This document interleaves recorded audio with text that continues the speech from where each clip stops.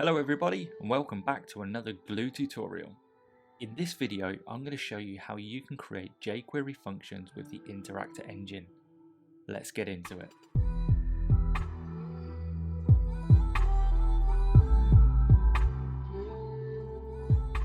So to get started with the Interactor engine, the first thing that we need to do is jump into the Gloo plugin settings, and then we need to ensure that Interactor engine is on. So now that this is enabled, we're going to jump into our template and we're going to show you how to work with triggers and events. So let's get started. So now that we're in the template, let's go ahead and take a look exactly what the Interactor engine is and does. So as you may have noticed, there's a new icon in the Elementor sidebar. So if we click on this icon, it gives us access to the Interactor engine, and this is made up of a few parts. So we have conditions, which can be enabled or disabled. We have triggers and we have events. And what this is going to allow us to do is create things like when you click a button and you want to toggle text on and off, for example. So in this video, we're going to explore a couple of options and we're going to go through all of the trigger options and the event options. So let's dive in and let's get started. So if we go ahead and take a look at a very basic example, which is something that's very commonly used. So what we're going to do is use a button widget and we're going to use a heading widget, and we're just going to toggle this on and off using the triggers and events. So let's go ahead and drag a button into view. And if we also take a heading and place that into view, and then what we're going to do is use this button to toggle this text on and off. And the way that we do that is we need to assign an ID to this button, and we also need to assign an ID to this heading widget. And then what we need to do is create the trigger and then of course the event. So let's go ahead and assign the IDs now. So if we give an ID to the button of trigger button, and then if we give a very similar ID to the text, then what we're going to do is go into the Interactor engine. We're going to create a trigger and then an event. So the trigger is going to be assigned to the button and the event to the text. So let's add an item to the trigger. So the trigger is going to be trigger text. So the firing event that we're going to take a look at in this example is click. But as you can see, there's plenty of choices that you can select from based on the requirement. So let's take a look at click to begin with. We don't want to limit this to fire only once, so we're going to leave the fire once only off. And then of course the target for this trigger is going to be our button. So we need to put the ID of the button in this field here. So if we do trigger button, and then what we need to do is create the event in order to bind it to this trigger. So let's do that now.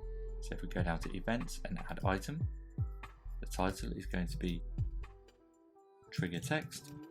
So the event that we're going to use in this instance is animations. However, there are some other options: interactions, emulations, custom function, advanced. Let's go ahead and select animations. The animation is going to be toggle show hide, because what we want to do is when we click this button is to hide it and then click it again and make it reappear. And the target is going to be our trigger text. We're going to leave target relation to default none. We don't need to fetch any parameter attributes, and we're going to leave the delay to none. So let's go ahead and update this. And then all we need to do now is bind the event to fire. So what we need to do on the trigger element is we need to select the trigger text, which is our event. And once we hit update, we'll take a look at this on the front end. So when we click on this button, it will toggle this text on and off. So as you can see, that's working perfectly fine. So let's jump back into the template and take a look at another example.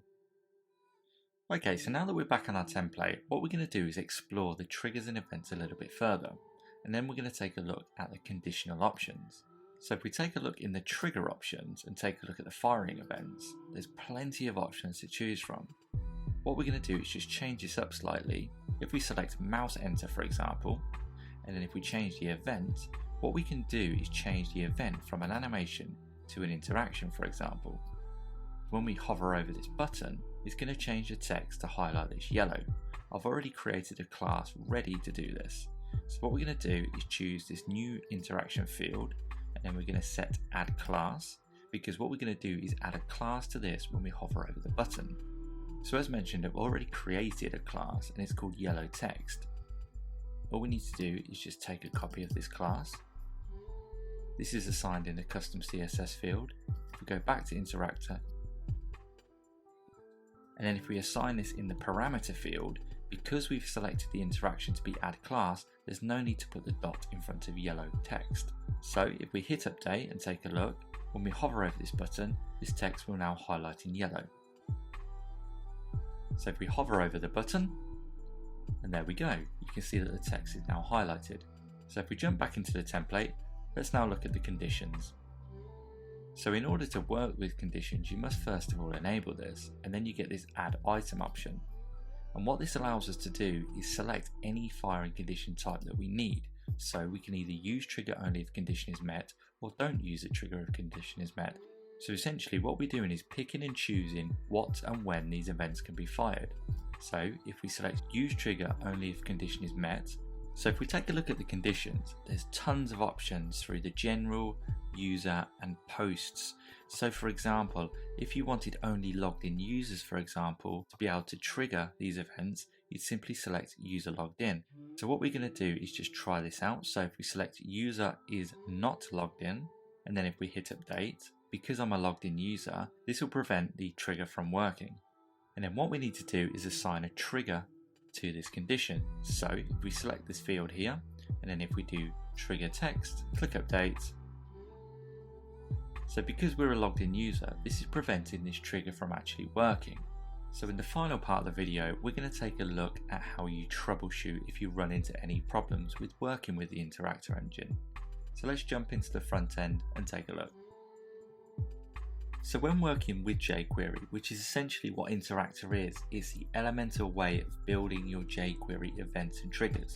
However, sometimes you may run into problems where your trigger or event is not firing, and this is where the console comes in handy in your browser. To access this, typically you just simply right click and then do an inspect, and then just hit the console tab. And usually what happens if there's an error or something failing within your jQuery or JavaScript, the error will print out in this area here. What we're going to do is show you two ways that you can use the Interactor engine to troubleshoot, or just to simply test if your event is actually firing. I'm going to do that with a simple alert, and then I'm going to show you the custom function field. Let's jump back into the template. Let's take a look at exactly how this works. So now that we're back on the template, what we're going to do is change our event to pop up an alert when we click on the button. So let's jump into the triggers. Let's change this to a click function. And then if we take a look at our event, what we need to do is keep this on an interaction. Instead of the interaction being add class, we're going to hit alert. The parameter is, and then we're just going to simply click on update. And what will happen now is when we click on the button, it's going to fire the event and show the alert pop up within the browser window. So let's go ahead and take a look. So if we click the button, an alert will pop up. And there we have it. So it is showing that the alert is working. So that gives me confidence that there's no errors happening. And of course, there's also no errors in the console. So if we click OK on this, and we'll jump back into the template, and then we're going to print some information in the console log just to make sure that this is actually working and how you can interact with the console log itself. So let's go ahead, jump into the template and take a look. What we're going to do is change the event from interactions to custom function.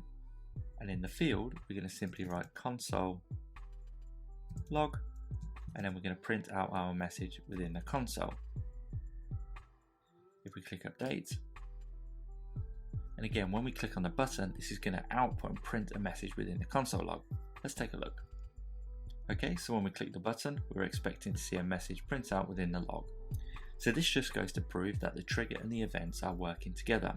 As mentioned before, this is a great way to troubleshoot, so if there are any errors displaying in here as to why your events are not firing, this is exactly where you would look. So this wraps that up for the Interactor engine overview. So thank you again for watching this video, and I really look forward to seeing you in the next one. Please make sure to go and check out all of our other videos. Thank you very much for watching, and I'll see you in the next one. Bye for now.